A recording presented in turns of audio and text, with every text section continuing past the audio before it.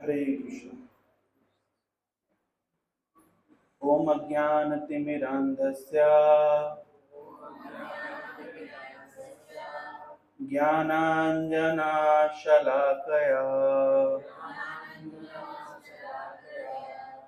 चक्षुरुन्मिलितं येन तस्मै श्रीगुरवे नमः। नमः ओम विष्णुपादाय कृष्णप्रेष्ठाय भूतले श्रीमते भक्तिवेदांत स्वामिन् इति नामिने। नमस्ते सारस्वते देवे गौरवाणी प्रचारिणे निर्विशेष शून्यवादी पाश्चात्य देशतारिणे। जय श्री कृष्ण चैतन्य प्रभु नित्यानंद श्री अद्वैत गदाधर श्रीवासादि गौर भक्त वृंद। हरे कृष्णा कृष्णा कृष्णा हरे हरे हरे राम राम राम हरे हरे। हरे कृष्णा। आप सभी का हार्दिक स्वागत है आज के सत्र में। तो आप लोग कैसा लग रहा है यहाँ पे नई जगह पे? आप में से कितने लोग वहाँ पे आते थे रेगुलरली? बहुत सारे वक्त आते थे हैं। तो वहाँ के कंपैरिजन यहाँ कैसा लग रहा है? ये स्थान दूर है, थोड़ा सा दूर है। कितना दूर? 1 किलोमीटर दूर कोई दूर नहीं होता।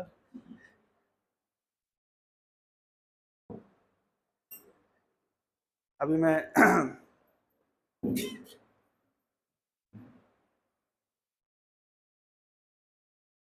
पिछले महीने में अमेरिका में था। वहाँ पे एक एक मंदिर की दूरी, मतलब भक्त लोग जहाँ जहाँ रहते हैं तो कोई आधा घंटा, कोई 1 घंटा ड्राइव करके जाता है, कोई 2 घंटा ड्राइव करके भी जाता है संडे प्रोग्राम में शामिल होने के लिए। तो आप में से कोई है जिसको 2 घंटे ड्राइव करके आना पड़ा?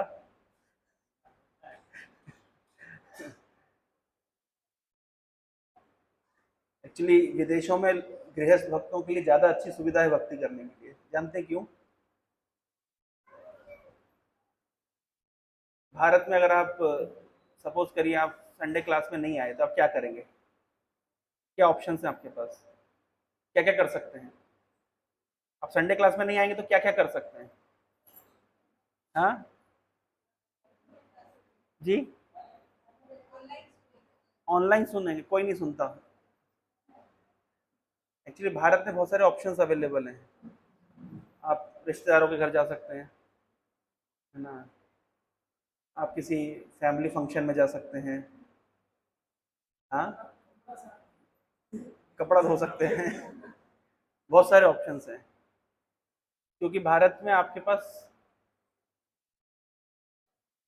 जो सोशल गेट टुगेदर करने की सुविधा है, एक्चुअली ये सुविधा विदेशों में नहीं है। तो इसलिए उनके पास में एक ही ऑप्शन बचता है। वो सैटरडे संडे इंतजार करते हैं कि कब वो मंदिर जाएंगे और अपनी कम्युनिटी के साथ, है ना, मिलेंगे। क्योंकि मान लीजिए जो ऑफिस में जो लोग ऑफिस जाते हैं तो वहाँ पे सब विदेशी लोगों के साथ में उठना बैठना करना पड़ता है। अब विदेशी लोग शराब पीते हैं, नशा करते हैं और मांस भक्षण करते हैं, यहाँ तक कि गौ मांस भक्षण भी करते हैं। तो उनके साथ उठना बैठना करना मुश्किल है। उसके बाद में कल्चर डिफरेंस है। तो लोग जो भारतीय होते हैं वो अन्य भारतीयों के साथ में संग करना चाहते हैं, और विशेष रूप से इसलिए वहाँ पे हिंदू कम्युनिटीज ज़्यादा फल फूल रही है भारत के कंपैरिजन में। मैं जितनी जगह पे गया वहाँ पे मैंने एक चीज़ देखी कि गृहस्थ भक्त लोग बहुत ज़्यादा सिंसियर हैं। एक्चुअली वहाँ पे ब्रह्मचारी नाम की कोई स्पीशीज नहीं है विदेशों में। ये लाल कपड़ा वाले बहुत थोड़े ही मिलते हैं, ना के बराबर। तो गृहस्थ ही अधिक हैं, तो वही लोग पूरे मंदिर को चलाते हैं। पूरे सप्ताह बंधा हुआ रहता है कि कौन सा गृहस्थ जाके मंगल आरती करेंगे, है ना, कौन जा करके संध्या आरती करेंगे, कौन भगवान के लिए भोग बनाएंगे। तो पूरी कम्युनिटी ऐसे बंधी हुई रहती है, नियम बंधा हुआ है। उस दिन जाना है उनको, मंगल आरती करनी है, किसी दिन जाना है, भोग बनाना है, क्योंकि भगवान को तो हर जगह रखा गया है। मंदिर मंदिर तो हैं, और उनको टेक केयर करने की जिम्मेदारी किसकी है? मंदिर में कोई रहता नहीं है। एक्चुअली रेसिडेंशियल परमिट नहीं होता वहाँ पे। भारत जैसा नहीं है कि कहीं भी आप कुछ भी बना लिया कहीं भी रह गए, ऐसा नहीं होता। अगर वो रिलीजियस प्लेस है तो उसमें रेसिडेंशियल परमिट नहीं है, आप रह नहीं सकते। मैंने पूछा भाई रहने क्या समस्या है, इतना बड़ी बिल्डिंग कहीं भी रह जाएंगे? बोले नहीं, ऐसा अलाउड नहीं है यहाँ पे, गवर्नमेंट पकड़ लेगी तो आपको फाइन भरना पड़ जाएगा। अगर रेसिडेंशियल परमिट है तभी रह सकते हैं, अगर रिलीजियस परमिट है तो वही कार्य कर सकते हैं। और अधिकतर आप देखेंगे विदेशों में चर्च को खरीद के मंदिर बनाया गया है। उसका कारण क्या है? चर्च के पास में पहले से रिलीजियस परमिट होता है, तो आप केवल जब चर्च खरीदते हैं तो परमिट भी आपको मिल जाता है। लेकिन अगर आपको मंदिर बनाना है तो आपको शुरुआत से अप्लाई करना पड़ेगा। और ऐसा नहीं है कि सरकार को या अधिकारी को घूस दे करके आप परमिट खरीद सकते हैं, ऐसा नहीं है। आपको परमिट अगर चाहिए तो आपको वहाँ पे जो लोकल लोग हैं उनका भी अप्रूवल लगेगा कि रिलीजियस प्लेस आने से उनको कोई आपत्ति तो नहीं होगी। जैसे मान लीजिए हमने ज़मीन खरीदी, हमने घर बना दिया, यहाँ पे मंदिर डिक्लेयर कर दिया, किसी ने कोई आपत्ति नहीं करी, कोई अड़ोसी पड़ोसी ने, आईटी वालों ने, किसी ने आपत्ति नहीं करी। अमेरिका में ऐसा नहीं हो सकता। तो पहले सबसे पूछा जाएगा कि आपको कोई आपत्ति तो नहीं है कि हरे कृष्णा वाले आएंगे, यहाँ पे कीर्तन चलेगा, भजन चलेगा, लोग आएंगे, गैदरिंग होगी, सोसाइटी को डिस्टर्बेंस तो नहीं होगा। अगर वे आपत्ति करते हैं तो आपको रिलीजियस परमिट नहीं मिलेगा। लेकिन अगर आपके पास, अगर आप चर्च को खरीदते हैं तो उनके पास क्योंकि पहले से परमिट है, रिलीजियस परमिट, तो वो परमिट आपको ट्रांसफर हो जाएगा। इस प्रकार से इस प्रकार से होता है। न्यूयॉर्क के पास में एक प्रसिद्ध जगह है, उसका नाम है न्यू जर्सी, आप लोगों ने नाम सुना होगा। तो वहाँ पे पहले इस्कॉन ने एक ज़मीन खरीदी कि मंदिर बनाएंगे इस उद्देश्य से, लेकिन 3-4 साल प्रयास किया, परमिट नहीं मिला। उसके बाद फिर उन्होंने एक चर्च खरीदा, फिर जाके चर्च को मंदिर में कन्वर्ट किया। जैसे भी बहुत बड़ा चर्च है, बहुत सुंदर है, लेकिन मंदिर नहीं बना पाए प्रॉपर, क्योंकि परमिट ही नहीं मिला। तो कहने का तात्पर्य यह है कि अब जो चर्च होता है, चर्च रिलीजियस परमिट, वहाँ रह नहीं सकता व्यक्ति। तो जितने गृहस्थ हैं वहाँ पे दूर दूर रहते हैं और ट्रेवल करके जाते हैं, मंदिर की सेवाओं में भाग लेते हैं, सारे फेस्टिवल्स मनाते हैं। बहुत सारे वरिष्ठ भक्तों का आना जाना लगा रहता है। हमको लगता है, मैं ऐसे समझता था कि जैसा कहते हैं कि, है ना, विदेशों में केवल मंदिर सैटरडे संडे ऑपरेट करता है, बाकी दिन खाली पड़ा रहता है। ये बात सच है, लेकिन फिर भी कुछ कुछ स्थानों पे हमने देखा कि अगर कोई वरिष्ठ भक्त आ रहे हैं लेकिन वीकडे है, तो उस दिन भी सब गृहस्थ लोग समय लेकर के शाम के समय पहुंच जाएंगे। जैसे एक कार्यक्रम में मैंने भाग लिया, उसमें वैशिष्टिका प्रभु, प्रभुपाद जी के एक शिष्य हैं जो बुक डिस्ट्रीब्यूशन के ऊपर, पुस्तक वितरण के ऊपर बहुत जोर देते हैं। तो उनकी क्लास थी, उनकी क्लास वीकडे में थी, मंडे या ट्यूसडे के दिन थी, लेकिन शाम के समय पर्याप्त मात्रा में गृहस्थ पहुंच गया, पूरा हॉल भर गया।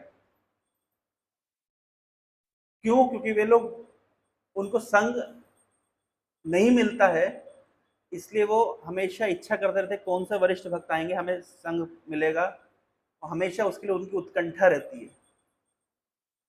हमारे यहाँ क्या समस्या है, हमारे यहाँ बहुत प्रभु जी लोग आते, बहुत महाराज आते हैं, आते रहते हैं, तो क्योंकि बहुत अधिक मात्रा में आते रहते हैं, तो आप लोग को यहाँ पे क्या नहीं है, वो उत्कंठा नहीं है, वो भूख नहीं। जैसे रेगिस्तान में अगर कोई प्यासा होता है, उसको दूर से भी पानी दिखता है तो वो दौड़ता हुआ जाता है। अब जो गंगा के तट पे ही रहता है, उसे कोई वैल्यू नहीं है। इसको शास्त्र में कहा गया है क्या बोलते हैं उसको,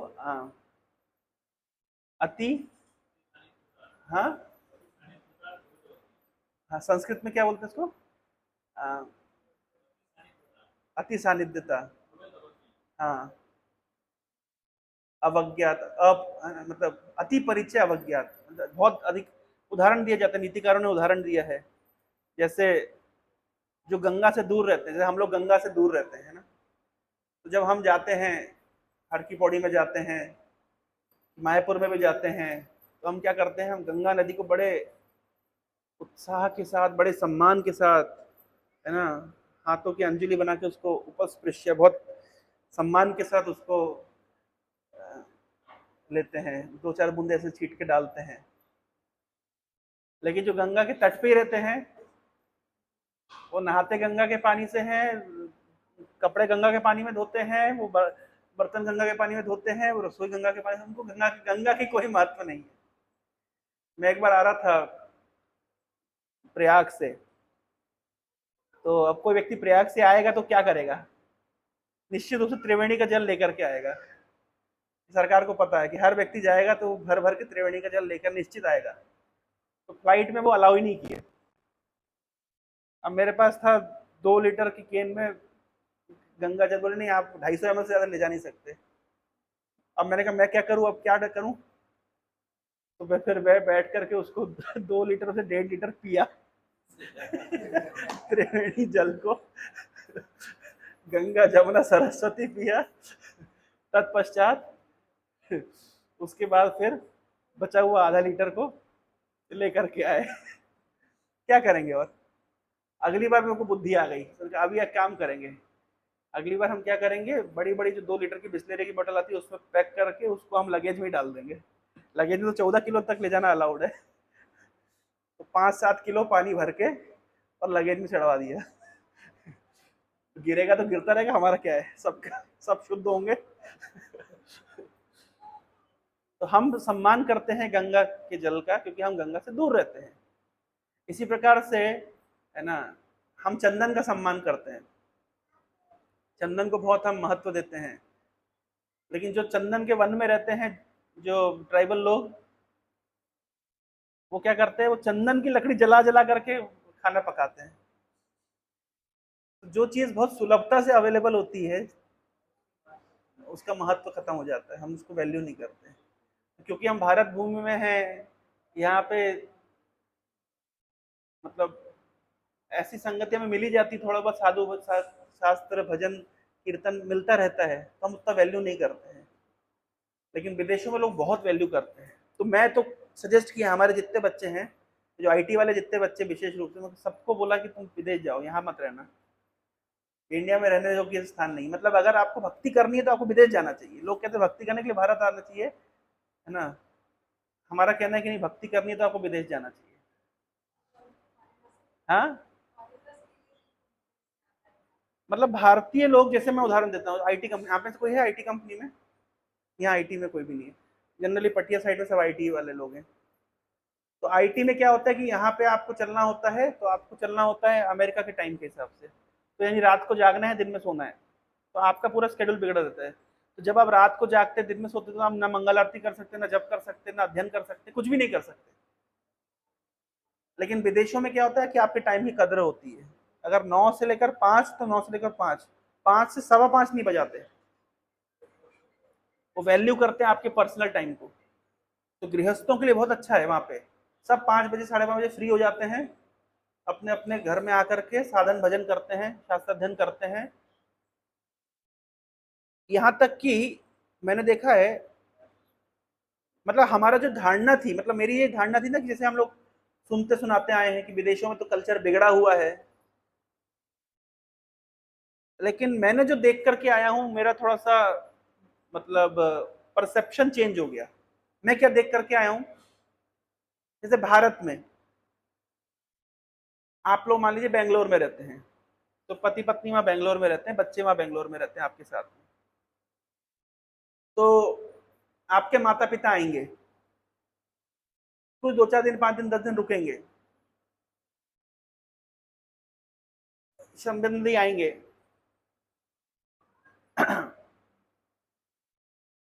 उदाहरण थोड़ा सा मैं बदल के समझाता हूँ। मान लीजिए आप एक न्यूक्लियर फैमिली है, आप अपने माता पिता के साथ नहीं रहते, आप शहर में रहते हैं, माता पिता गांव में रहते हैं, ये इजी होगा समझना। जब कुछ दिन माता पिता आते हैं, तब क्या होता है, कुछ दिन के बाद में झगड़ा झाटी शुरू हो जाती है ना। लगने लगता है कि हमारी प्राइवेट जीवन में क्यों माता पिता दखल कर रहे हैं। या आप लोग अगर कोई जॉइंट फैमिली में रहता है, या कई भाई एक साथ आसपास में रहते हैं, बच्चे क्या देख के बड़े होते हैं, वो पिताजी का चाचा जी से झगड़ा चल रहा है, इनका उससे झगड़ा चल रहा है ना, मम्मी का दादी से झगड़ा चल रहा है आपस में, मतलब झगड़ा झाटी देख करके वो बड़े होते हैं। ये फैक्ट है, ये जो हम यहाँ पे देखते हैं, क्योंकि वही है ना, अति परिचय अवज्ञात। आप ज्यादा घनिष्ठ हैं, सब परिवार वालों के साथ में रहते हैं, तो झगड़ा भी ज्यादा होता है। भाई बर्तन रहेंगे साथ में तो खटपट भी ज्यादा होगी। तो यहाँ पे ये देखने को मिलता है कि बच्चे क्या देख के, कई जगह पे हम कितने परिवारों में देखे हैं, वो पूरा, अब माँ होती है वो किसको सुनाए अपना दुख दर्द, तो अपने बच्चों को ही पता है, तुम्हारी दादी ने ऐसा कहा, तुम्हारी चाची ने ऐसा कहा, और तुम्हारी ताई ने ऐसा कहा, और तुम्हारी बुआ ने ऐसा कहा, और वो दादी ताई चाची फूफी सबकी बुराइयां सुन सुन करके वो बच्चे बड़े होते हैं। होता है यहाँ पे, उनके बचपन से उनके मन में यही डाला जाता है, ये होता ही है। मतलब ये यहाँ का जो टिपिकल लाइफस्टाइल बता रहा हूँ, टिपिकल इंडियन लाइफस्टाइल, बच्चे वही देख के बड़े होते हैं। और बच्चों का दिमाग होता है कोमल, आप जैसा उनके दिमाग में फीड कर दें, वैसा फिर वो, वैसे उनका माइंडसेट हो जाता है।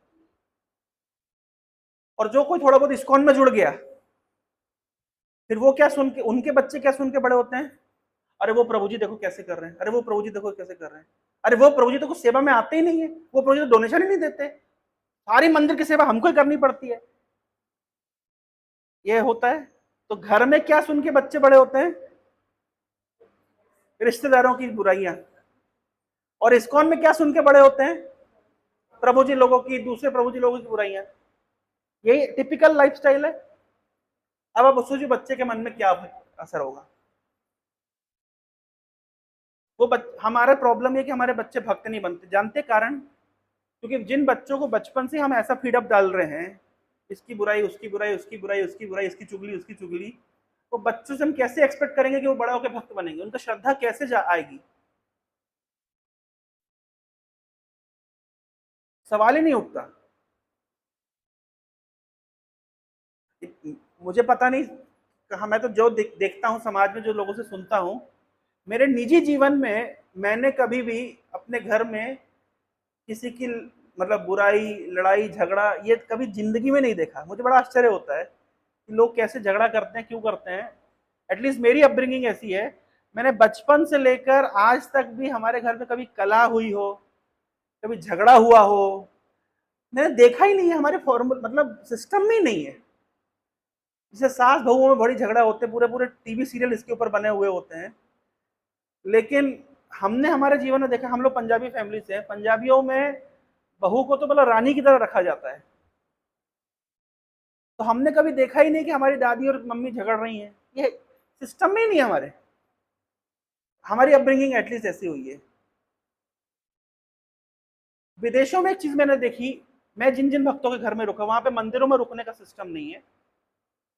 वहां पे जनरली आपको लोगों के घरों में रुकना होता है, क्योंकि मंदिरों में जगह नहीं होती है। जैसे कि मैंने बताया, कुछ कुछ मंदिरों में तो रहने की व्यवस्था नहीं होती, और कुछ कुछ मंदिरों में बड़ी लिमिटेड व्यवस्था होती है। तो मंदिरों में हम नहीं रुकते, तो जनरली आप गृहस्थों के घर में रुकते हैं।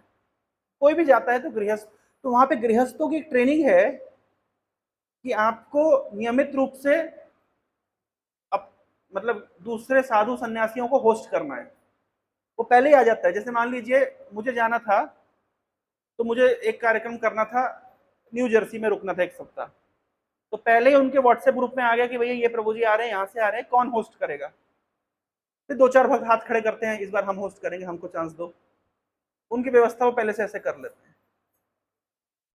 और ऐसा नहीं है कि कोई बहुत आलीशान बड़ा बंगला है जिसमें 2-4 कमरे खाली हैं, ऐसा नहीं है। जैसे हमारी लाइफ, हमको लगता है अमेरिका में रहने वालों को बहुत पैसा है, ये हमारी दुर्भावना है। आप रुपए में कमाते हैं, वो डॉलर में कमाते हैं, आप रुपए में खर्च करते हैं, वो डॉलर में खर्च करते हैं, बचता आपके पास भी नहीं, बचता उनके पास भी नहीं। ये केवल हमारी मन का भ्रम है कि वहां पैसा ज्यादा है। पैसा केवल वहां ज्यादा तब है जब वहां से पैसा यहां आए। अगर एक आध बार में डॉक्टर के पास आप चले गए, एक वहां पे कंपलसरी इंश्योरेंस, अगर आपका इंश्योरेंस नहीं है और अगर आप डॉक्टर के पास जाना पड़ गया तो जिंदगी नरक हो जाती है। भारत का जो मेडिकल टूरिज्म है वो सबसे हाई है। पूरी दुनिया के लोग भारत में आते इलाज कराने क्योंकि अफोर्ड कर सकते हैं। वहां तो अगर आपका पैर टूट गया, हाथ टूट गया, तो डॉक्टर का अपॉइंटमेंट 3 महीने बाद मिलेगा, लेके बैठे रहो। और इमरजेंसी में अगर पहुंच गए डॉक्टर के पास में, डॉक्टर देखने का लेगा $500। $500 होता है पाखापाखी 40,000 रुपए देखने का। इलाज तो बाद में शुरू होगा। तो अगर आपका इंश्योरेंस वगैरह नहीं है और आप बीमार पड़ गए तो खत्म, आपकी जितनी जमा पूंजी थी सब पानी हो गया। तो ऐसा नहीं कि वहां बहुत धनी लोग रहते हैं और इसलिए वो साधु सन्यासी को होस्ट कर पाते हैं, ऐसा कुछ नहीं है। वो भी एक एवरेज लाइफस्टाइल जी रहे हैं वहां पे, जैसे हम यहाँ जी रहे हैं। लेकिन वहाँ ट्रेनिंग ऐसी है कि कोई भी अगर भक्त आते हैं तो उनको कैसे व्यवस्था करी जाए, उनके लिए रहने खाने की सुविधा की जाए, ये सिखाया जाता है और सीरियसली इसको करते हैं। जैसे मैं जिनके घर पे रुका था, जिन भक्त के घर पे, हमारे ही गॉड ब्रदर परम पूज्य भक्ति चारू महाराज के डिसाइपल थे, तो वो मुझे दिखा रहे थे कि उनके घर में कौन कौन मेहमान रुके हैं। ये रुकते रहते हैं। तो कुछ दिनों पहले उनके घर में रुके थे परम पूज्य जयद्वैत महाराज, और प्रभुपाद जी के एक शिष्य हैं ये। तो मुझे फोटो दिखा रहे थे कि प्रभु जी ऐसे यहाँ महाराज यहाँ पे रुके थे और ऐसे ऐसे 1 सप्ताह हमारे साथ में थे। आप लोगों ने नाम सुना होगा, पिछले वर्ष परम पूज्य कदम कानन स्वामी महाराज ने अपना शरीर त्याग किया। तो शरीर त्याग करने से पहले जब वो अमेरिका में थे तो इन प्रभु के घर में रुक के गए थे लास्ट समय। तो उन्होंने फोटो दिखाई अपने परिवार की, कैसे महाराज के साथ में। मैं जब रुका था, मेरे 1 सप्ताह के बाद में हरि पार्षद प्रभु वहां पे रुकने वाले थे। मैं जहाँ पे रुका था उनके घर के सामने एक डिवोटी रहते हैं, वहां पे गौरांग प्रभु रुके हुए थे। तो कहने का तात्पर्य ये है कि ये जो दूसरों के घरों में, गृहस्थों के घर में रुकने का जो ट्रेडिशन है वहाँ पे बहुत अच्छे से फॉलो करते हैं, भक्त लोग के लिए व्यवस्था करते हैं। और जो बच्चे हैं वो क्या देख के बड़े हो रहे हैं। मैं जिनके घर में रुका, मैं उनका एग्जाम्पल दे रहा हूँ मात्र। उनके 2 बच्चे हैं बेटा और बेटी। तो दोनों बच्चे क्या देख के बड़े हो रहे हैं, वो देख रहे हैं कि जब से बचपन से ही उनके घर में लगभग हर एक हफ्ते 2 हफ्ते के बाद कोई ना कोई वैष्णव आते हैं, रुकते हैं। तो ये बचपन से बड़े हो रहे हैं अपने घर में वैष्णवों को रहता हुआ देखते हुए। प्लस इनके माता पिता इतना उत्साह के साथ में उन वैष्णवों की सेवा करते हैं। जैसे मैं जितने दिन रुका तो कभी मुझे पिज्जा बना के खिला रहे हैं ना, कभी बर्गर बना के खिला रहे हैं।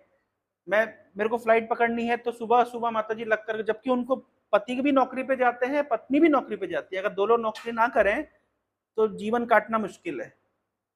लेकिन फिर भी सुबह उठ करके बकायदा मेरे लिए उन्होंने प्रसाद रेडी किया। मैं जिन माता जी के घर में रुका था उन्होंने बढ़िया बना करके खूब सारे पनीर रोल बना करके पैक करके दिए। उसके बाद सामने में एक घर में उन्होंने बढ़िया पराठे, इतने पराठे बना के दिए कि मैं यहाँ इंडिया वापस आके खाया, सबको खिलाया।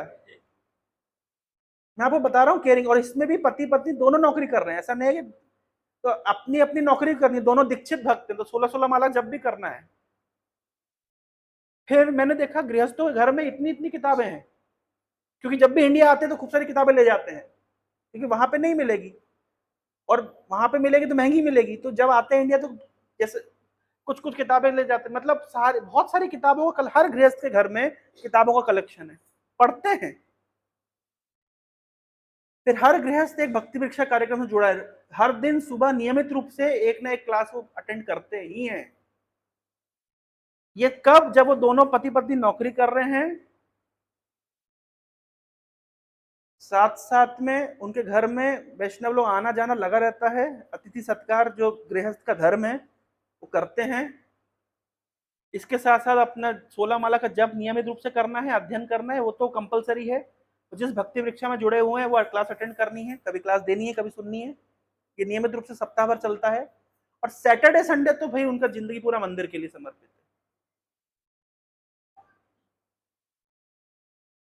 तो अब आप बताइए बच्चे क्या देख के बड़े हो रहे हैं, और माता पिता, जब इनके माता पिता आते हैं तो, क्योंकि माता पिता आते हैं तो 6-6 महीने भी रुकते हैं, क्योंकि अमेरिका आना जाना तो इतना सरल नहीं है।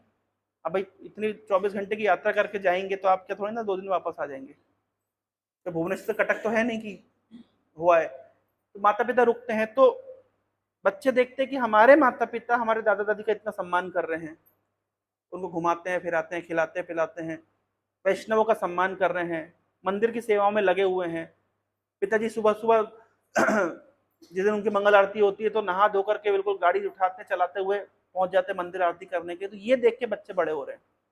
तो बच्चों को भक्त बनने के लिए बोलना नहीं पड़ता, ऐसा नहीं है कि उपदेश से भक्त, यहाँ हमारे क्या उपदेश देके भक्त बनाते हैं।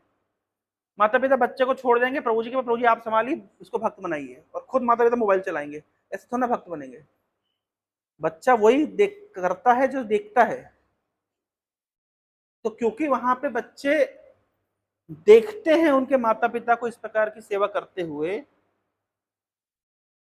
तो वो ऑटोमेटिकली उनके अंदर ही सिस्टम जनरेट हो जाता है कि हमें भी इस तरीके से डेडिकेटेडली सेवा करनी है। ये कारण है कि विदेशों में भक्ति फल फूल रही है, एक सिंसेरिटी है वहां पे लोगों के बीच में, तो ये मुझे देखने का अवसर मिला।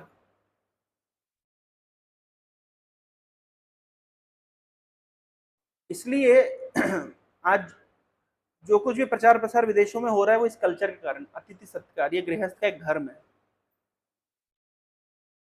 तो इसलिए आप लोग को भी ये गृहस्थ धर्म का पालन करना चाहिए, है ना, वैष्णवों को बुलाते रहना चाहिए, खिलाना पिलाना चाहिए, सेवा करनी चाहिए। कुछ भक्त तो बहुत डेडिकेटली कर रहे हैं, कुछ लोग नहीं कर रहे हैं, तो जो नहीं कर रहे हैं शुरू करना चाहिए इसको, इंपॉर्टेंट सेवा है ये। अभी आपको अगर गृहस्थों को, अगर साधुओं को बुलाना है, खिलाना पिलाना है, सेवा करना है, तो फिर आपको घर में आमिष प्याज लहसुन वैसे ही बंद करना पड़ेगा, है ना, शुद्धता मेंटेन करनी पड़ेगी, तो ऑटोमेटिकली पूरा परिवार वैसे मोल्ड हो जाएगा। पर ये एक इम्पॉर्टेंट धर्म है गृहस्थ का। यद्यपि आज टॉपिक कुछ और था, हम कहीं और चले गए। प्रभु ने कहा था ना कि अमेरिका के मतलब क्या सीख के आप शेयर करने के लिए, तो मेरे को ध्यान आ गया वो मतलब मैं अभी भी बारंबार जब विचार करता हूँ कि कितना डेडिकेशन के साथ में वहां पे, अभी लंदन से एक भक्त हमको इनवाइट कर रहे हैं, उनका भी पहले तो मैंने उनको मना कर दिया, जब मैं अमेरिका पहुंचा तो मैंने उनको मना कर दिया, मैंने कहा किसी के घर में रुकना मतलब थोड़ा शोभा नहीं देता ना, हमारी आदत में नहीं है, हम तो अपने घर में 2-4 दिन से ज्यादा नहीं रुकते, लेकिन फिर 1 महीना रुकते हुए पता चल गया कि यहाँ का कल्चर ही ऐसा है कि आपको, तो फिर मैंने इधर भी भक्तों को बोल दिया ठीक है मैं आऊंगा। पहले मेरे को बड़ा ऑकवर्ड लग रहा था, 2-4 दिन तो मेरे को समझ ही नहीं आ रहा था चल क्या रहा है। एनीवे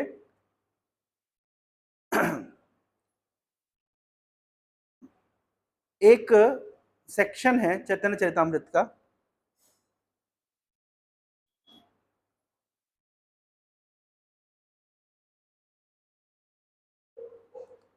चैतन्य चरितमृत के अंत्य लीला में अध्याय 5, चैतन्य महाप्रभु के जब पुरी में रहते थे तो वहां पे एक भक्त थे जिनका नाम था प्रद्युम्न मिश्र। एक दिन की बात है कि प्रद्युम्न मिश्र चैतन्य महाप्रभु के पास जाते हैं और कुछ निवेदन करते हैं। तो ये 5-7 जो श्लोक है इनमें हम चर्चा करने वाले, बहुत बहुत गूढ़ रहस्य हम चर्चा करने वाले हैं। आप लोग ध्यान से सुनिएगा, मेरे साथ से इस श्लोक को दोहराइए। वैगुण्य कीट कलितः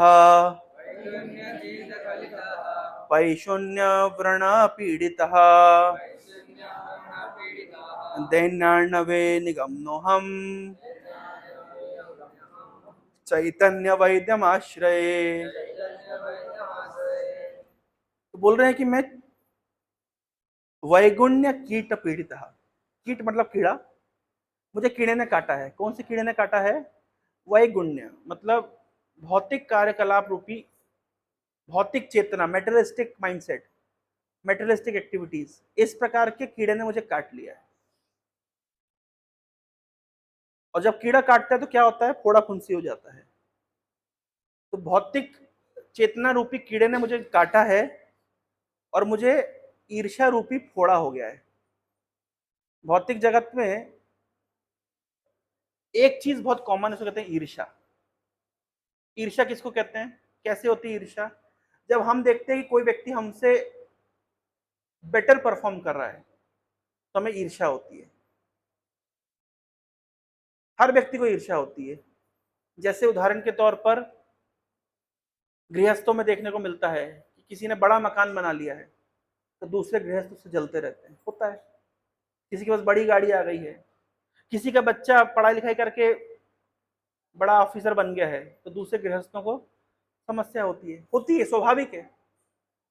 ईर्ष्या जलाती है, अंदर ही अंदर जलाती है, पता नहीं चलता है, दिखाई नहीं देता है, लेकिन जलाती है। और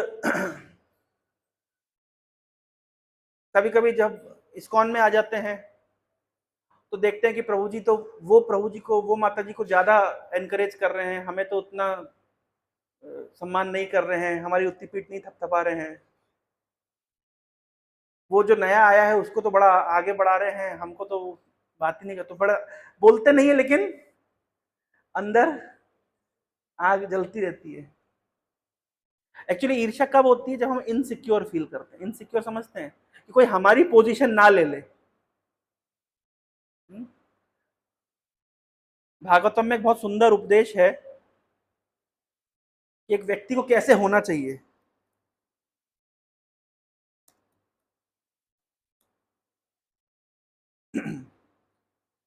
ध्रुव महाराज के प्रसंग में श्लोक आता है, हम कृष्ण भावना भावित हैं, क्या परिचय है, कैसे पता चलेगा? कैसा होना चाहिए कृष्ण भावना भावित व्यक्ति को? एक भद्र व्यक्ति को कैसा होना चाहिए यहाँ पे बताया गया है। गुणाधिकान मुदम लिप्सेद अनुक्रोशम गुणाधमात् मैत्रीम समानाद अनविच्छेन नतापेर अभिभूयते। गुणाधिकान मुदम लिप्सेद, जब हम अपने से किसी अधिक गुणों वाले व्यक्ति को मिलते हैं तो जनरली क्या होता है? क्या होता है? हम, माता जी थोड़ा आगे आ जाइए, सब लोग आगे थोड़ा सा आगे हो जाइए। अपने से अधिक गुणों वाले व्यक्ति को जब हम मिलते हैं, प्रभु जी लोग भी थोड़ा थोड़ा आगे हो जाइए, तो स्वाभाविक रूप से हमें क्या होती है? ईर्ष्या होती है, जलन होती है। लेकिन यहां पे कहा गया है, नारद मुनि उपदेश दे रहे हैं कि गुणाधिकान मुदम लिप्सेद, जब हम अपने से अधिक गुणों वाले व्यक्ति को मिलते हैं तो हमें खुश होना चाहिए। स्वाभाविक रूप से जनरली क्या होता है? ईर्ष्या होती है। लेकिन होना क्या चाहिए? अपने से अधिक गुणों वाले व्यक्ति को देखे तो खुश होना चाहिए। और अनुक्रोशम गुणाधमात,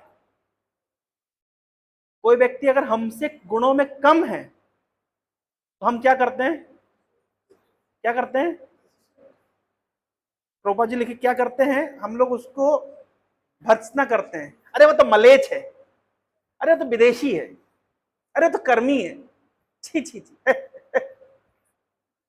अपने से कम गुणों वाले को हम क्या करते हैं, जैसे जनरली क्या होता है, मान लीजिए माता जी लोग रसोई कर रही हैं, कोई दूसरी माता जी आई, नई माता जी है, उन्हें रसोई के नियम नहीं पता है कि इस्कॉन में कैसे रसोई होती है, उनसे कोई गलती हो गई, तो एक्सपीरियंस माता जी क्या करेंगी, क्या करना चाहिए, एनकरेज करना चाहिए, सिखाना चाहिए, आगे बढ़ाना चाहिए, प्यार से समझाना चाहिए। लेकिन जनरली क्या होता है, तो कैसे ऐसा कर, छी छी छी, नहीं नहीं नहीं, ऐसे बोलेंगी कि उसके बाद फिर दूसरी बार कभी आना ही नहीं चाहिए, काम ही खत्म। नहीं, ये बहुत सीखने की बात, प्रभु जी लोग में भी ऐसा होता है, प्रभु जी लोग में ऐसा होता है, कोई नया व्यक्ति आता है, कोई छोटी गलती कर दे तो उसको ऐसा डरा धमका देते हैं कि वो बेचारा डर जाता है। हमेशा एनकरेज करना चाहिए, अनुक्रोशम गुणाधमात, जो गुणों में कम है, जिसको नहीं आता है, उसको हाथ पकड़ करके ऊपर उठाना चाहिए। ये उड़िया लोग की बड़ी समस्या है, वो तो विदेशी है, वो जगन्नाथ जी की क्या पूजा करे। अरे भाई, विदेशी व्यक्ति जगन्नाथ जी की पूजा कर रहा है, अच्छे से नहीं कर पा रहा है, हमारे कल्चर को डिस्ट्रॉय कर दिया है, क्या हमारी उड़िया संस्कृति को नष्ट कर दिया है। अरे अनुक्रोशम गुणाधमात नहीं जानता है तो उसको हाथ पकड़ के ऊपर उठाओ, उसको उसकी भर्त्सना मत करो, ये नारद मुनि का उपदेश है, अनुक्रोशम गुणाधमात।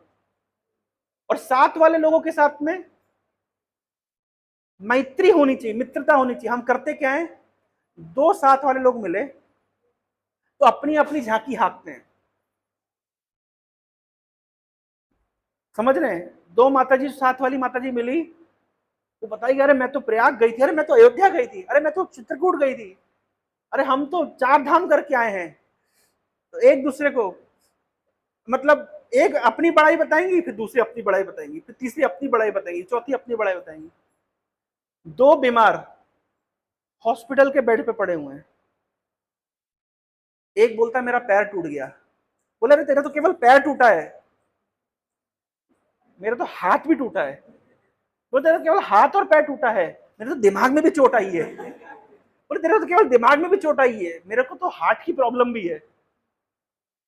बोले तेरे को हार्ट की प्रॉब्लम है, मेरा तो 10,000 रुपए महीने के दवाई पे खर्चा होता है, तेरा 10,000 होता है, मेरा तो 20,000 खर्चा होता है।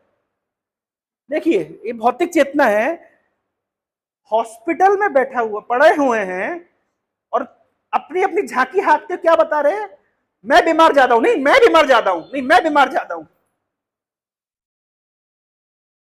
लेकिन होना क्या चाहिए, जब समान स्तर के लोगों से मिले तो एक दूसरे के साथ मित्रता का भाव होना चाहिए, ना कि एक दूसरे अपनी अपनी झांकी हाँकनी चाहिए। लेकिन सामान्यतः हम क्या करते हैं, जब अपने से अधिक गुणों वाले को देखते हैं तो जलते हैं, साथ वाले को देखते हैं तो अपनी बड़ाई करते हैं, और नीचे वाले को देखते हैं तो उसको भर्त्सना करते हैं। पर ऐसा नहीं करना चाहिए, श्लोक में बताया गया है।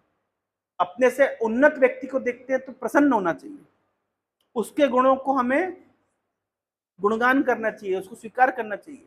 दो वर्ड होते हैं, एक होता है कॉम्पिटिटर, एक होता है कोलैबोरेटर।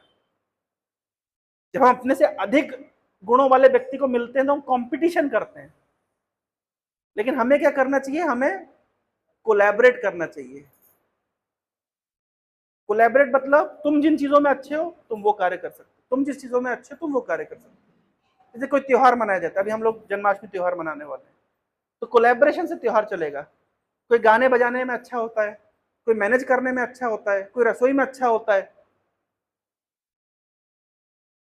कोई फंड रेजिंग में अच्छा होता है। हर व्यक्ति अलग अलग गुणों का है, तो सबको मिलकर क्या करना चाहिए, कोलैबोरेट करना चाहिए। दो भाई थे, पिताजी के पैर दबा रहे थे, आपस में झगड़ा हो गया, तो पिताजी का पैर दबा रहे तो एक और दबा रहा है, दूसरा और तेज दबा रहा है, कंपटीशन चल रहा है दोनों के बीच में। दर्द किसको हो रहा है, पिताजी को हो रहा है। तो इस प्रकार से भगवान की सेवा नहीं होती है, कंपटीशन करके भगवान की सेवा नहीं होती है। तो भगवान की सेवा होती है कोलैबोरेट करके। तो ये नारद मुनि उपदेश दे रहे हैं, किसको, ध्रुव महाराज को। तो यहाँ पे वही बताया जा रहा है कि हमें भौतिक संसार में एक दूसरे से ईर्ष्या रूपी जो फोड़ा फुंसी हो गया है, तो अभी फोड़ा हो गया तो किसके पास जाना चाहिए? डॉक्टर के पास जाना चाहिए। तो कृष्णदास कविराज गोस्वामी कह रहे हैं कि चैतन्य वैद्यम आश्रय, मैं चैतन्य महाप्रभु रूपी वैद्य का आश्रय लेता हूँ, क्योंकि वही मेरे इस फोड़े फुंसी को, ईर्ष्या रूपी बीमारी को दूर कर पाएंगे।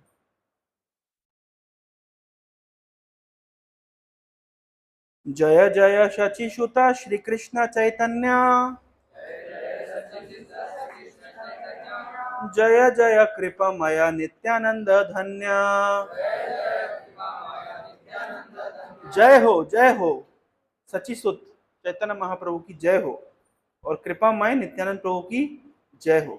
जय द्वैत कृपा सिंधु जय भक्तगण, जय स्वरूप गदाधर रूप सनातन। जय हो अद्वैत आचार्य की जय हो, जो कृपा के समुद्र हैं। सभी भक्तों की जय हो। स्वरूप दामोदर, गदाधर, रूप गोस्वामी, सनातन गोस्वामी आदि चैतन्य महाप्रभु के पार्षदों की जय हो। एक दिन प्रद्युम्न मिश्र प्रभुर चरणे, दंडवत करे किछु करे निवेदने। एक दिन की बात है, प्रद्युम्न मिश्र चैतन्य महाप्रभु के पास जाते हैं, दंडवत प्रणाम करते और निवेदन करते। क्या निवेदन करते हैं? आइए निवेदन सुनते हैं। क्या निवेदन है इनका? सुन प्रभु मुहि दीना गृहस्थ अधम, कौन भाग्य पाइछो तुम्हार चर दुर्लभ चरण।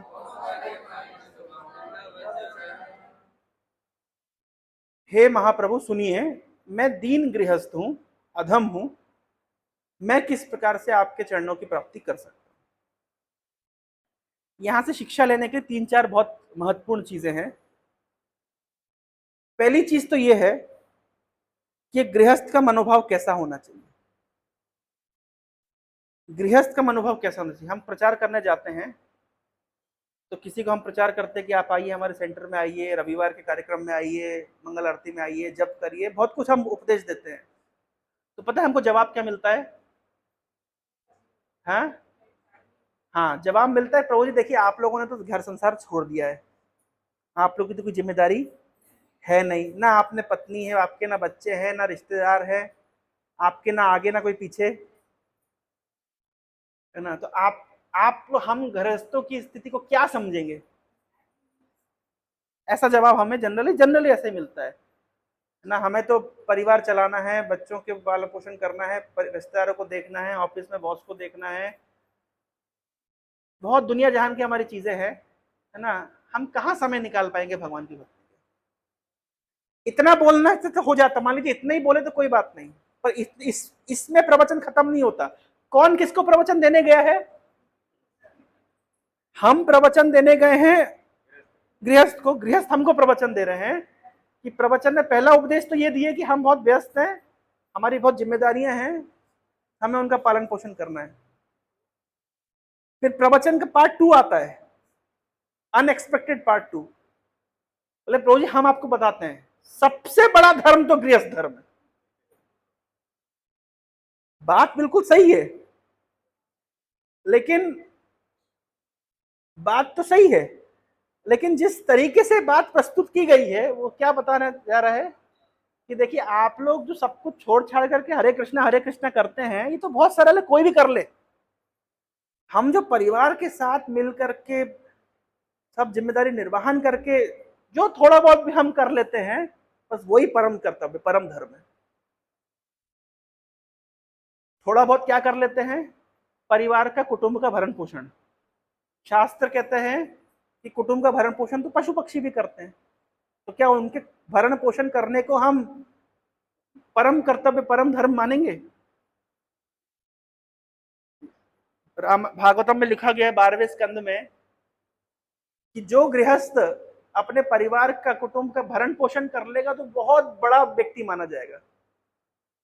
लोग बोलते भी हैं आजकल कि मैंने 2 बच्चों को पढ़ा लिखा करके आज अफसर बना दिया, मेरी जिम्मेदारी खत्म, इस तरह लोग बोलते भी हैं, हमने बहुत बड़ा तीर मार लिया। आप नहीं भी पढ़ाते थे तो वो पढ़ लिख कर जिसके माथे पे जो है वो पहुंच जाएगा। कई बच्चे तो ऐसे होते हैं कि जो जिनके माता पिता वो गटर में छोड़ जाते हैं, लेकिन वो बड़े अफसर बन जाते हैं। और कोई बड़े अफसरों के बच्चे होते हैं जो जिनको टैक्सी चलाना पड़ जाता है।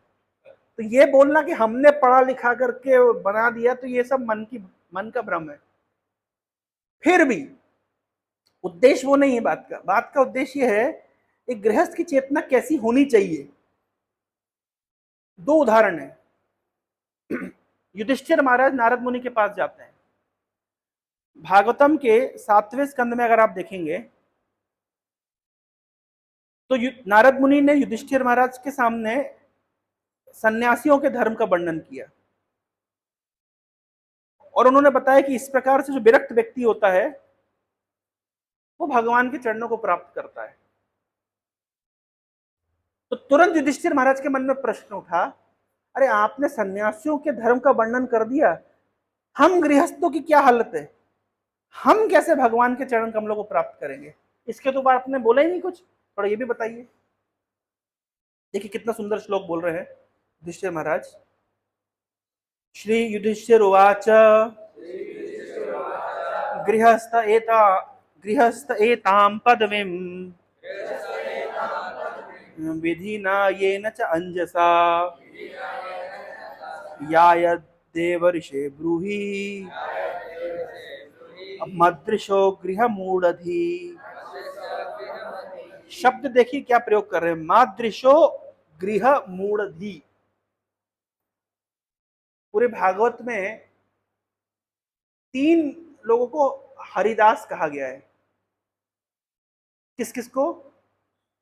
गिरि गोवर्धन को हरिदास वर्य। हरिदास मतलब भगवान हरि के दासों में सर्वश्रेष्ठ, हरिदास वर्य।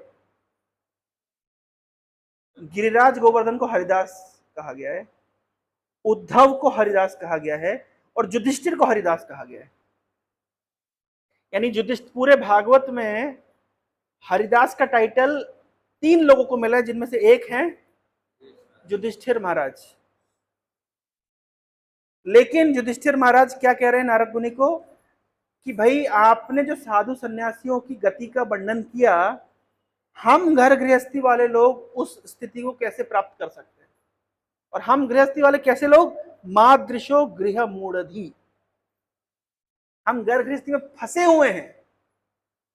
मूढ़धि, हमारी बुद्धि नहीं रह गई, हम फंस गए हैं इसमें। कौन ऐसा बोल रहा है? युधिष्ठिर। इसका मतलब है कि गृहस्थ कितना, युधिष्ठिर महाराज से उन्नत कोई भक्त नहीं है, हरिदास हैं। लेकिन युधिष्ठिर महाराज नारद मुनि के सामने कैसे अपने आप को प्रस्तुत कर रहे हैं? मेरे जैसा घर गृहस्थी में फंसा हुआ मूर्ख। यानी हो सकता है कि गृहस्थ आध्यात्मिक रूप से बहुत उन्नत स्थिति में, लेकिन फिर भी उसको कैसे व्यक्त करना चाहिए अपने आप को? क्या भावना होनी चाहिए? मादृशो गृह मूढ़। भावना ये होनी चाहिए। समझ रहे कौन चीज को कहते हैं? एटीट्यूड हमारा क्या होना चाहिए। दूसरा उदाहरण आपको देता हूं, श्रीमद् भागवतम के 11 स्कंद 11वें कैंटो में नारद मुनि अक्सर रहा करते थे द्वारका में। तो द्वारका में अलग अलग स्थानों पर, अब आ सकते हैं अंदर, कठिन। सो नारद मुनि अक्सर द्वारका में घूमा करते थे। कभी भगवान की एक पटरानी के घर पे, कभी दूसरी पटरानी के घर में, इनका घूमना फिरना चलता रहता था। एक दिन नारद मुनि पहुंच गए वसुदेव और देवकी के घर पे। तो जब वसुदेव देवकी घर में पहुंच गए तो बड़े सुंदर तरीके से वसुदेव देवकी ने उनका स्वागत किया, आसन पे बिठाया, पाद प्रक्षालन किया और पूजा अर्चना करने के बाद नारद मुनि की उन्होंने जिज्ञासा करी। और क्या जिज्ञासा कर रहे हैं वसुदेव जी और देवकी? सेम बात बोल रहे हैं, हम घर गृहस्थी में फंसे हुए हैं, भगवान का भजन करने का हमें समय ही नहीं मिलता। नारद मुनि आप हमें कुछ उपदेश दीजिए जिससे हमारी आध्यात्मिक उन्नति हो। कौन बोल रहे हैं? कौन बोल रहे हैं? वसुदेव और देवकी। कौन है ये? भगवान के माता पिता हैं, तो सामान्य भक्त नहीं है। जिनने कृष्ण को अपने पुत्र के रूप में प्राप्त किया है, तो क्या तप किया होगा? ऐसे वसुदेव और देवकी नारद मुनि के सामने क्या व्यक्त कर रहे हैं? हम घर गृहस्थी में फंसे हुए हैं। तो एक गृहस्थ को कैसे साधुओं के सामने अपना एटीट्यूड रखना चाहिए? भले ही आप इतने महान भक्त है कि भगवान कृष्ण आपके घर में झूला झूलते हो, फिर भी गृहस्थों का भाव क्या होना चाहिए कि हम घर गृहस्थी में फंसे हुए हैं। ये आइडियल कॉन्शियसनेस है। ये हम भागवतम के कई उदाहरणों से देख रहे हैं। पृथु महाराज चतुष कुमार के सामने इसी प्रकार की भावना व्यक्त करते हैं, हम घर गृहस्थी में फंसे हुए हैं। अब साक्षात भगवान के अवतार है, लेकिन साधुओं के सामने उनकी भावना इस प्रकार व्यक्त करते हैं। तो इसी प्रकार से प्रद्युम्न मिश्र चैतन्य महाप्रभु के पास गए और चैतन्य महाप्रभु के पास जाकर के उन्होंने यही कहा कि सुनो प्रभु, मुई दीन गृहस्थ अधम, मैं अधम गृहस्थ हूं। तो भले ही गृहस्थ अधम हो या ना हो, भावना क्या होनी चाहिए? क्या भावना होनी चाहिए? अधम। अधम होंगे तो क्या होंगे? भावना। अगर कोई व्यक्ति के मन में भावना है कि मैं अधम हूं, तो झुक के रहेगा, दादागिरी नहीं करेगा। ये तो हम देखते हैं गृहस्थ लोग दादागिरी करते हैं, सभी करते हैं। मैं ब्रह्मचर्य पे भी आने वाला हूं, मैं छोड़ूंगा किसी को भी नहीं, हम भी उसी फील्ड में हैं, लेकिन दादागिरी नहीं करना चाहिए। अच्छा वैष्णव का लक्षण क्या है? विनम्र होकर चलता है। और जो जिसके मन में अभिमान है कि हम तो बहुत बड़े वैष्णव हैं। इस्कॉन में क्या क्या दुर्भावना होती है लोगों को? एक भावना होती है, हम बहुत साल से कनेक्टेड हैं। सीनियर, सीनियर का अर्थ क्या जानते क्या है? सीनियर मतलब सीन फॉर मैनी ईयर्स, बहुत सालों से दिखाई दे रहे हैं।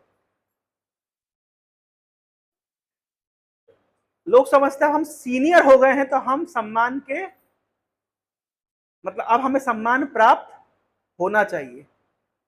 लेकिन वास्तविकता यह है, जो जितना सीनियर है उतना अधिक विनम्र होना चाहिए। चैतन्य महाप्रभु का सूत्र क्या है? चैतन्य महाप्रभु ने क्या कहा है? एक ऐसा श्लोक चैतन्य महाप्रभु ने दिया है, फॉर्मूला, जिसको कहा गया है कंठेरा हार। हर वैष्णव को एक हार गले में पहनना चाहिए। कौन सा हार? कौन सा हार? तुलसी माला, हीरों का हार, सोने का हार, कौन सा हार पहनना चाहिए? तृणादपि सुनीचेना तरोरेव सहिष्णुना अमानिना मान देना कीर्तनिया सदा हरि। हम रट्टा मार लिए हैं। रट्टा मारना कैसा होता है? प्रभुपाद जी की स्टोरी सुना है? प्रभुपाद जी की स्टोरी सुनाए, सुने आप लोग? नहीं सुने? सुनाता हूं, समय है ना आपके पास? और 10-15 मिनट। प्रभुपाद जी एक स्टोरी सुनाते हैं। एक बार की बात है कि कुछ चिड़िया थी, तो एक शिकारी ने चिड़िया को पकड़ लिया। तो ये देख के साधु बड़ा दुखी हुआ। अरे देखो, शिकारी आया, जाल बिछाया, दाना डाला और चिड़िया जाल में फंस गई। तो साधु ने सोचा कि एक काम करता हूं, मैं चिड़ियों को कुछ मंत्र सिखा देता हूं ताकि आगे से शिकारी इनको ना पकड़ पाए। तो उन्होंने सब चिड़ियों को सिखा दिया। क्या सिखाया? शिकारी ने सिखाया, मैं मंत्र दोहरा रहा हूं, आप लोग मेरे पीछे दोहराइएगा। शिकारी आएगा, जाल बिछाएगा, दाना डालेगा, जाल में फंसना नहीं। क्या मंत्र है? शिकारी आएगा, जाल बिछाएगा, दाना डालेगा, जाल में फंसना नहीं। मंत्र याद हो गया? क्या मंत्र है? शिकारी आएगा, जाल बिछाएगा, जाल में फंसना नहीं। मंत्र याद हो गया ना? चिड़िया लोग को भी मंत्र याद हो गया। फिर एक दिन शिकारी आया, जाल बिछाया, दाना डाला, और सारे चिड़िया ये मंत्र उच्चारण करते करते, क्या मंत्र? शिकारी आएगा, जाल बिछाएगा, दाना डालेगा, जाल में फंसना नहीं। इतने में तो शिकारी ने जाल खींच लिया और सारे चिड़िया जाल में फंस करके यही मंत्र दोहरा रहे। कौन सा मंत्र? शिकारी आएगा, जाल बिछाएगा, दाना डालेगा, जाल में फंसना नहीं। तो वैसे हमने ही मंत्र याद किया है, तृणादपि सुनीचे ना। हम सुबह सुबह बोलते हैं तृणादपि सुनीचे ना, और कोई हमको गुड मॉर्निंग गुड इवनिंग नहीं किया तो जो हम गुस्सा करते हैं, तुमको पता नहीं सीनियर डिप्यूटी से कैसे पेश आते हैं। तो एक तो इस्कॉन में एक समस्या है कि हम सीनियर डिवोटी काफी सालों से दिखाई दे रहे हैं। दूसरा, हमने दीक्षा ले ली है। जो दीक्षित भक्त दो चार, प्रभु जी दीक्षित है, माता जी दीक्षित है, माता जी दो चार दीक्षित, फिर दीक्षित भक्त ये सोचते लगते हम सम्मान के अधिकारी क्योंकि हमने दीक्षा ले ली है। मैंने ये लगा दिया है, कोई व्यक्ति दीक्षा सबसे नीचे लिखी हुई है, जिन्होंने दीक्षा लिए इतने कॉन्सेप्ट क्लियर होने चाहिए, लिस्ट लगा दी है। अगर आपके इतने कॉन्सेप्ट क्लियर नहीं है तो भाई ये कॉन्सेप्ट क्लियर कर लीजिए, कभी भी आपका एग्जाम हो सकता है। और जिन जिनको दीक्षा लेनी है उनके लिए ये इतने सारे लेवल है, सारा पढ़ाई लिखाई करके आना पड़ेगा, सबका टेस्ट होगा, उसके बाद दीक्षा मिलेगी। तात्पर्य क्या है, हम जो एक्सपेक्ट कर रहे हैं कि हम सीनियर हो गए तो हमें सम्मान मिलना चाहिए, तो पहले ही आपने गड़बड़ कर दी। क्योंकि जितने सीनियर होंगे उतने आपको क्या होना चाहिए, विनम्र होना चाहिए। गुरुद्वारों में एक नियम है, गुरुद्वारे गए हैं आप में से कोई गुरुद्वारा गया है? नहीं गए होंगे। गुरुद्वारों का एक नियम होता है, तो जो गुरुद्वारों में जो सबसे सीनियर होता है ना, उसकी सेवा क्या होती है, जूता उठाने की सेवा होती है।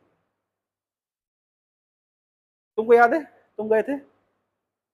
हमारे पिताजी के मित्र के पिताजी एक्सपायर कर गए थे, हम भोपाल गए थे, तो गुरुद्वारे में गए थे, आशुतोष भी हमारे साथ गया था। तो जो सबसे वरिष्ठ सिख होंगे, सिख शब्द का अर्थ होता है शिष्य, पंजाबी में शिष्य को सिख कहते हैं। तो हम लोग इस्कॉन में क्या बनने आए हैं, गुरु बनने आए कि शिष्य बनने आए हैं? शिष्य बनने आए। तो शिष्य, तो जितना सीनियर शिष्य होगा उतनी विनम्र सेवा करेगा, ये नियम है उनका। हम लोग समझते मीनियल सर्विस तो न्यू कमर्स के लिए है, बाकी हम सीनियर हो गए हैं, ऐसा नहीं है उनके यहाँ। जो सबसे सीनियर सिख होगा वो सबसे मीनियल सेवा करते हैं, जूता उठाते हैं, बर्तन उठाते हैं झूठे। तो तृणादपि सुनीचे ना, ये जो मंत्र है, जो जितना अधिक सीनियर होगा उसको उतना अधिक इस मंत्र में चलना चाहिए। अच्छा, सम्मान की विनम्रता किसको कहते हैं? प्रभुपाद जी की ना पुस्तकों में लिखा है विनम्रता की डेफिनेशन। विनम्र किसको कहते हैं, कैसे माने, कौन विनम्र है? प्रभुपाद जी ने लिखा है ह्यूमिलिटी की definition, one should not be anxious to have the satisfaction of being honoured by others. दूसरे के द्वारा सम्मान प्राप्त करने की भावना से शून्य, वही विनम्र है। यानी दूसरा हमारे लिए ताली बजाए, पीठ थपथपाए, अटेंशन दे, माला पहनाए, आसन दे, पहले मुझे क्यों दिया नहीं दिखाया, मैं सीनियर हूं, जो इस भावना से शून्य है वही विनम्र है। ये प्रभुपाद जी ने लिखा है 13वें अध्याय में भगवद गीता में। प्रभुपाद जी ने विनम्रता की परिभाषा ही लिखी है। कौन विनम्र है? जो दूसरे के द्वारा सम्मान प्राप्त करने की भावना से शून्य है, वही विनम्र है। तो जो जितना अधिक सीनियर होता है उसकी भावना क्या होनी चाहिए, उतना कम सम्मान प्राप्त करने की भावना होनी चाहिए। लेकिन हम लोग क्या देखते हैं, जो जितना अधिक सीनियर होता है, फोन नहीं पहुंचा, इनविटेशन नहीं पहुंचा, तो जो नाराज हो जाएंगे, पूरे जटनी शहर में जो शोर मचेगा। होता है ना, ऐसा होता है ना कि हमको तो इनविटेशन आजकल देते ही नहीं है, नए लोग आ गए हमको तो कोई पूछता ही नहीं, पुराने लोगों को कोई कौन पूछेगा भाई, पुराने लोगों को, नए लोगों को पूछना पड़ेगा। जितने आप लोग पुराने लोग हैं जो नए आए उनको पूछिए, अच्छा आप लोग आए हैं, कैसा लगा आपको कार्यक्रम, जब हो रहा है कि नहीं हो रहा है, नंबर रखिए, इनवाइट करिए। ये किसकी जिम्मेदारी है? ये पुराने लोग की जिम्मेदारी। पुराने लोग अगर खुद एक्सपेक्ट करेंगे कि हमको तो प्रभु जी का फोन ही नहीं आता, तो प्रभु जी अपना सारा भजन साधन छोड़ के फोन लगाए, ये भी तो एक्सपेक्टेड गलत है ना। तो जो जितना अधिक सीनियर होगा वो उतना अधिक विनम्र होना चाहिए। ये भावना हमको कल्टीवेट करनी, ये हम करने के लिए यहाँ पे आए हैं। और नहीं तो रहे फिर कोई अपनी अवधारणा में। जो व्यक्ति जितना कम सम्मान चाहता है उसको उतना अधिक सम्मान मिलता है। माधवेंद्रपुरी, मेरी बात का समर्थन हो रहा है शायद वहां से बर्तन फेंक के समर्थन हो रहा है। माधवेंद्रपुरी सम्मान नहीं चाहते थे करके रेमुना से भाग करके पुरी आ गए। जब तक पुरी पहुंचे तो उनके लिए तो भैया राजा खड़े थे माला लेकर के स्वागत करने के लिए। तो जो जितना कम सम्मान चाहता है उसको उतना अधिक सम्मान मिलता है, जो जितना अधिक चाहता है उसको उतना कम मिलता है। ये फॉर्मूला है।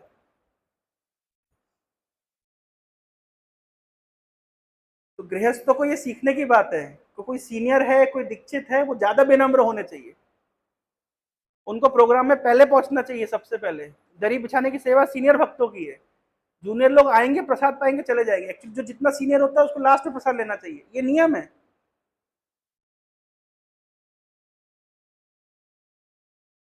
तो आप लोगों के आचरण से व्यक्ति दूसरा व्यक्ति भक्त बनेगा।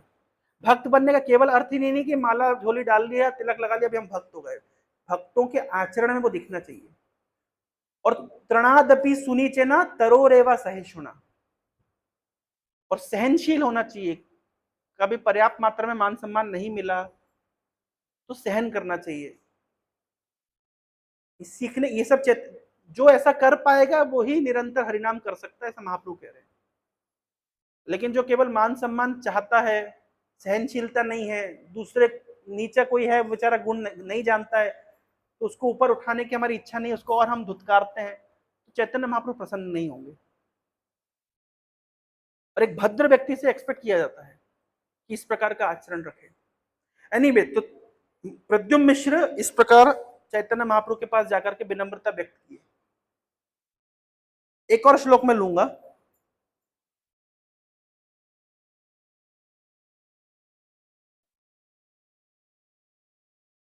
चलिए मैं इसी श्लोक पे एक पॉइंट और बता के फिर मैं एंड करता हूं। मैं अच्छे गृहस्थों का एग्जाम्पल आपको देता हूं।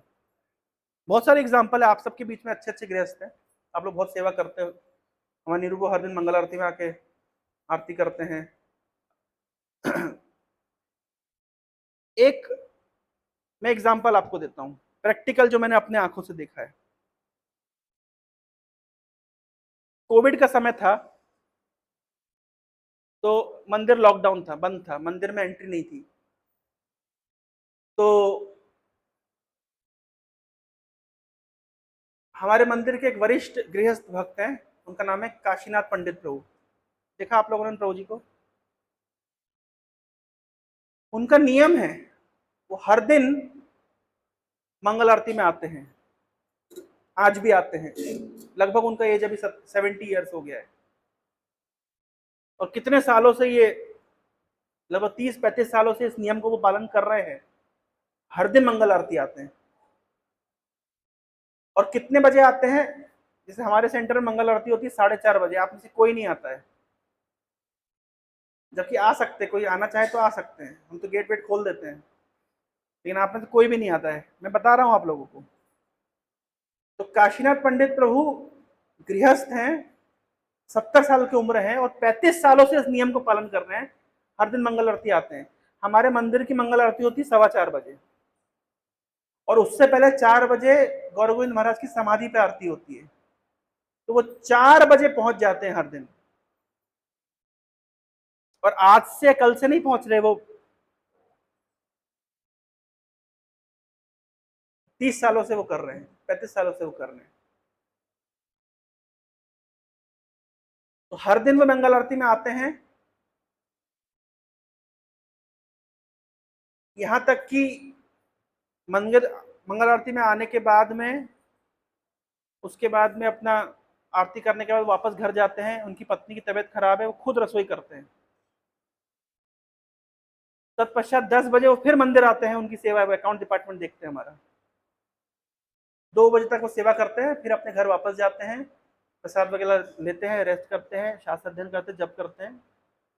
और जब वे नौकरी में थे, सरकारी नौकरी में थे, अभी तो वो रिटायर्ड है, तो तब भी उनका नियम वो पालन करते थे। मंगल आरती हर दिन आते थे, और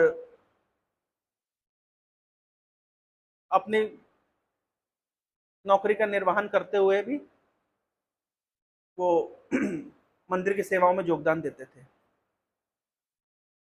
मैं अमेरिका में था, कनेक्टिकट नामक एक शहर है, न्यूयॉर्क से 1 घंटे 2 घंटे की दूरी पर एक राज्य है। तो वहां पे एक भक्त, हर दिन वे, उनके घर से मंदिर है लगभग 20 मिनट उनको गाड़ी चढ़ा के जाना होता है, हर दिन मंगल आरती जाते हैं, एवरी डे। और जब बर्फ पड़ती है तब भी वो सुबह सुबह गाड़ी निकालते हैं, मंगल आरती जाते हैं, नियम पालन करते हैं। मैं बड़ा आश्चर्यचकित हुआ। उनकी नौकरी है, आईटी कंपनी में जॉब करते हैं, ये उड़ीसा के रहने वाले हैं, कोरापुट के। तो बड़ा आश्चर्य होता है देख करके गृहस्थ भक्त इस प्रकार, एक्सक्यूज नहीं है, साधना के लिए कोई एक्सक्यूज नहीं, आते हैं वो लोग भी। उसके बाद में काशीनाथ पंडित लोगों का उदाहरण दे रहा हूँ। कोविड के समय जब 2 साल मंदिर बंद था, तो कोई भी व्यक्ति जो घर में रहता है वो यही बोल सकता है ना, हम मंदिर में तो बंद है, हम तो नहीं जाते, क्या करेंगे, मंदिर में ऑनलाइन अटेंड कर लेंगे। वो प्रभु जी हर दिन आते थे, मंदिर के बाहर खड़े होकर के, बारिश होगी, मैंने देखा है अपनी आंखों से, छाता लेकर के, जब तक मंदिर 4 बजे से लेकर 5 बजे तक मंगल आरती चल रही होगी, समाधि पे, कृष्ण बलराम मंदिर में, गोपीनाथ मंदिर, वो खड़े रहते थे। पूरे आरती अटेंड करने के बाद 5 बजे वो घर वापस जाते थे। तो उस कोविड के दौरान बारिश का सीजन भी आया, सर्दी का सीजन भी आया, सर्दी के समय भी मैंने उनको देखा, वो हर दिन आते थे। मेरा बड़ा आश्चर्य हुआ। आज भी मतलब हम लोग के मंदिर में 4:15 बजे मंगल आरती होती है, हम लोग ब्रह्मचर्य आश्रम में ही रहते हैं, फिर धोती वोती टाइट करके, तिलक विलक करके, दौड़ भाग के पहुंचते में फिर भी शंख बज जाता है, लेट हो जाते हैं, लेकिन वो फिर भी हर दिन पहुंच जाते हैं। इतनी दूर से, 3-4 किलोमीटर दूर से आते हैं, और साइकिल से आते हैं आज भी। अब तो खैर साइकिल से नहीं आ पाते हैं, तो मंदिर गाड़ी जाती है इनको लेने के लिए, लेकिन 2 साल पहले तक भी मैंने देखा साइकिल चला के आते हैं। तो ऐसे गृहस्थ भक्तों का उत्साह हम देखते, तो हम ब्रह्मचारी जो अपने आप को ब्रह्मचारी समझते हैं, हम लोग का क्या कहते हैं, जो हमको शर्म लगती है कि हम मंदिर के मतलब एक बिल्डिंग से दूसरी बिल्डिंग तक आने में हम लोग टाइम पे नहीं पहुंच पा रहे। ये प्रभु जी पिछले 30-35 सालों से हर दिन आ रहे हैं। सोचने वाली बात है। तो भगवान किस पे कृपा करेंगे, हम पे करेंगे कि उन पे करेंगे? सोचने वाली बात है। भगवान क्या देखते हैं? प्रहलाद महाराज एक स्तुति में बोल रहे हैं कि भगवान के भाव में ऊंचा नीचा कुछ नहीं होता, ना परावरत्वम, पर अवर मतलब कोई ऐसा नहीं कि कोई बड़ा है कोई छोटा है, भगवान के दृष्टि में ऐसा कोई नहीं है। भगवान हमेशा जो जैसे जो जितना सेवा दे पाएगा भगवान को, भगवान उससे मानते कि बड़ा कौन है छोटा कौन है। भगवान ये नहीं देखते कि जिसकी दीक्षा पहले हुई है कि बाद में हुई है, कोई इस्कॉन में 10 साल से जुड़ा है कि 15 साल से जुड़ा है कि 5 साल से जुड़ा है कि 5 महीने से जुड़ा है। भगवान क्या देखते हैं? भगवान देखते हैं कि उसका सेवा का भाव कैसा है। भगवान ऊंचा नीचा इस तरह नहीं देखते हैं कि कौन कब से जुड़ा हुआ है, जैसे हम लोग देखते हैं। तो ये बहुत इंपॉर्टेंट शिक्षा है हमारे लिए। ऐसे भक्तों को जब हम देखते हैं तो बड़ा हमको उत्साह लगता है कि इतना डेडिकेशन। मैंने उनसे पूछा, प्रभु जी आपके हृदय की क्या इच्छा है, डिजायर क्या है? तो उन्होंने पता उन्हें क्या डिजायर, अपनी क्या इच्छा व्यक्त करी। व्यक्ति बोल सकता है कि मेरी इच्छा भगवत धाम जाने की इच्छा है, या कुछ भी बोल सकता है। वो कहते हैं कि मेरी, वो मानते हैं, उनकी भावना कैसी है कि ये जीवन तो मैं घर गृहस्थी में फंसा रह गया। मतलब ऐसा गृहस्थ जो 30 साल से हर दिन मंगल आरती आ रहा है, मंदिर की सेवा दे रहा है, वो गृहस्थ का भावना क्या है कि मेरा तो ये जीवन बर्बाद हो गया, मैं घर गृहस्थी में फंसा रह गया।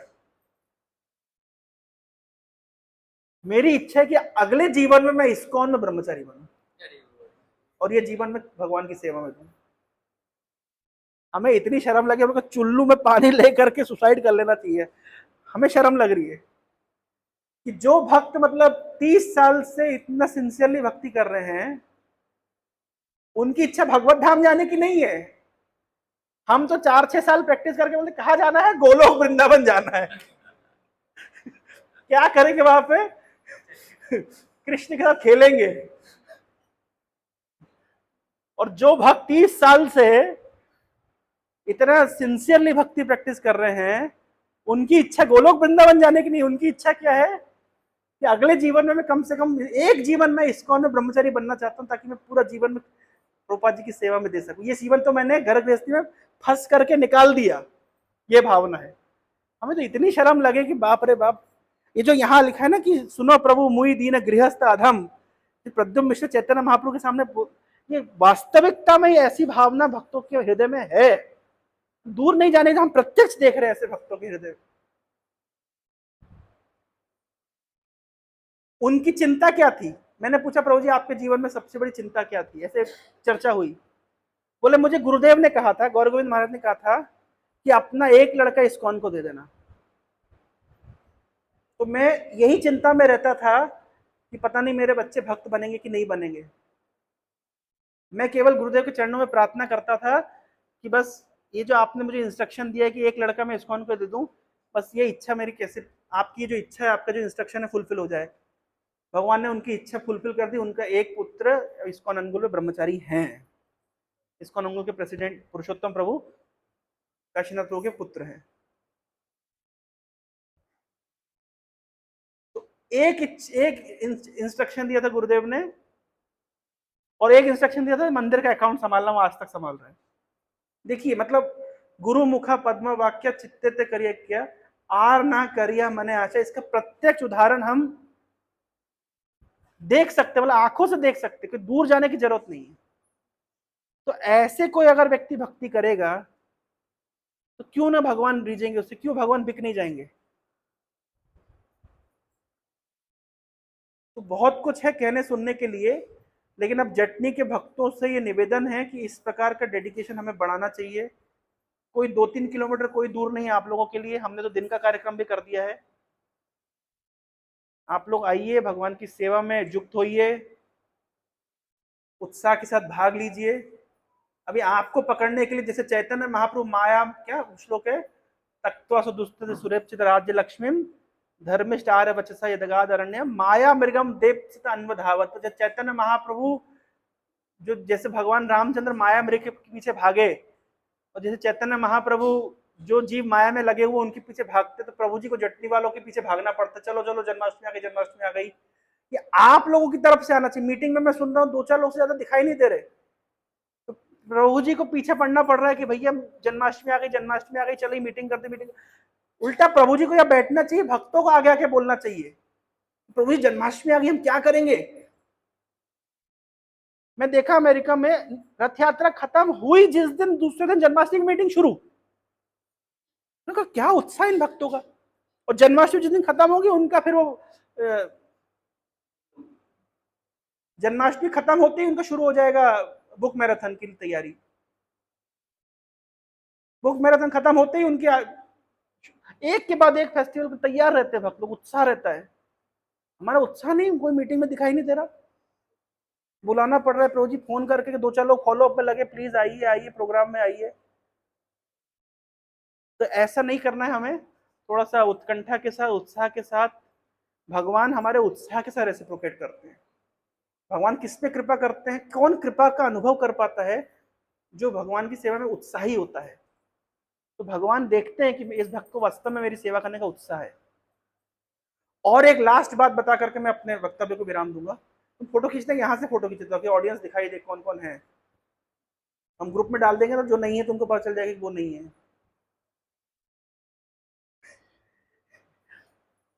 एक चीज और, कलयुग का युग धर्म क्या है? क्या है युग धर्म? हरिनाम जप की हरिनाम संकीर्तन। युग धर्म क्या है? नाम संकीर्तनम। संकीर्तन मतलब संकीर्तन मतलब सबके साथ मिलके कीर्तन। कीर्तन के कई अर्थ होते। कीर्तन का अर्थ होता है नाम कीर्तन, गुण कीर्तन, लीला कीर्तन, पर अकेले अकेले नहीं। संकीर्तन मतलब मिल करके। तो कभी कभी ये भी होता है कि हम देखते हैं भक्त लोग जब सीनियर हो जाते हैं तो सोचते हैं कि अब तो हम सीनियर हो गए हैं तो अपने अपने घर में बैठ करके हम भजन कर सकते हैं। नहीं माता जी, ऐसा होता है ना कभी कभी। एक नया फॉर्मूला पकड़ लिया, हम भजन करेंगे। देखिए हम लोग भजन के योग्य लोग नहीं है। हम जब तक संग में नहीं आएंगे हमारा भजन पोषित नहीं होगा। अकेले बैठ करके हम केवल सोएंगे। हम 100 लोग क्लास में बैठे हैं तो हम नींद आ जाती है और सो जाते हैं। अकेले बैठ के भजन करेंगे? सोच, ईमानदारी से बताइए, कर पाएंगे? कभी नहीं कर पाएंगे। कलयुग का युग धर्म है नाम संकीर्तन। संकीर्तन, सबके साथ मिल करके। इसलिए प्रभुपाद जी ने हमेशा बल दिया है, सब कुछ एक साथ मिलके होना चाहिए, त्योहार एक साथ मिलके मनाया जाना चाहिए, प्रचार एक साथ मिलके होना चाहिए। तो ये जो भ्रम है विशेष रूप से सीनियर भक्तों को, सीनियर भक्त, दीक्षित भक्त, ये सबका भ्रम है। मैं नाम नहीं ले रहा, सबको पता है किस किस को इंडिकेशन जा रहा है। क्यों प्रभु, ऐसा होता है ना, अकेले अकेले कोई नहीं, सारे गृह, सारे दीक्षित भक्तों की समस्या है, सबको अकेले अकेले भजन करना है। अकेले अकेले भजन नहीं होता है, भजन होता है संग में आकर के, संग में आकर के। तो ये जो भावना हम अकेले अकेले भजन करेंगे, इसको बिल्कुल छोड़ दीजिए। चैतन्य महाप्रभु प्रसन्न होंगे तो संग में हम भजन करेंगे, मिल करके त्योहार मनाएंगे, मिल करके हम प्रचार करेंगे, तब जाकर के महाप्रभु संतुष्ट होंगे। आप सोचिए किसी फैक्ट्री में आपको स्ट्राइक करना है, तो एक आध दो लेबर जाके स्ट्राइक करें, जिंदाबाद बोला, कोई नहीं सुनेगा, लेकिन पूरे सारे इकट्ठे हो जाएंगे, नहीं चलेगी, नहीं चलेगी, तानाशाही नहीं चलेगी, पूरी करो, पूरी करो, हमारी मांगे पूरी करो। जब ऐसे सब मिलके आते हैं तो क्या होता है, तो फिर फैक्ट्री के एडमिनिस्ट्रेशन को, कलेक्टर को, सबको झुकना पड़ता है, झुकना पड़ता है ना। कब झुकना पड़ता है, जब सारे साथ में आते हैं। आप ऐसी जगन्नाथ जी को झुका देंगे, ऐसे चैतन्य महाप्रभु को झुका देंगे, अकेले अकेले भजन करके, इतना बल है हमारे भजन में नहीं। लेकिन जब सब मिल करके आएंगे तब जाकर के भगवान को झुकना पड़ेगा। भक्तों, हाँ भाई ठीक है, आपकी सारी इच्छाएं पूरी की जाएगी, आपको कृपा दी जाएगी, आपकी समस्त जो कृपा की वांछना है, इच्छा है, उसको पूरा किया जाएगा। अकेले अकेले, इसलिए एक जगह लिखा है ना, क्या है वो श्लोक, कलौ शक्ति, कलयुग में संग में शक्ति है, संग शक्ति कलौ जुगे, ऐसा करके एक जगह पे लिखा गया है। कलयुग में कहाँ शक्ति है, संग में शक्ति है, अकेले अकेले भजन में शक्ति नहीं है। तो इसलिए आज की शिक्षा ये है, सब लोग मिल करके आए।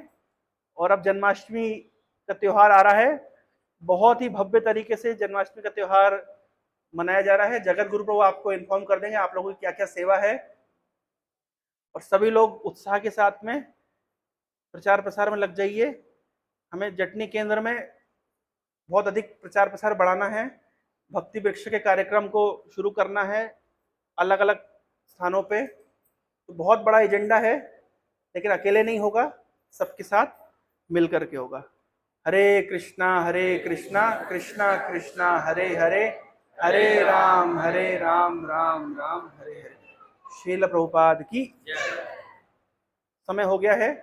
आज कोई पहली बार आए हैं, फर्स्ट टाइम किसी का, कोई फर्स्ट टाइम आ रहे हैं, आप फर्स्ट टाइम आ रहे हैं, आप फर्स्ट टाइम आ रहे हैं, तो तुम फर्स्ट टाइम आ रहे हो। फर्स्ट टाइम कौन कौन आ रहे हैं आज? ओके, अच्छा ठीक है। तो डायरी में नोट कर लीजिए जो फर्स्ट टाइम आए हैं, है ना। डायरी कहाँ पे है, जो अटेंडेंस की डायरी, माता जी वो पीछे आ गई, माता जी के पास है। तो जो पहली बार है उनका नाम हाईलाइट कर लीजिएगा विशेष रूप से। हरे, अब क्या नेक्स्ट?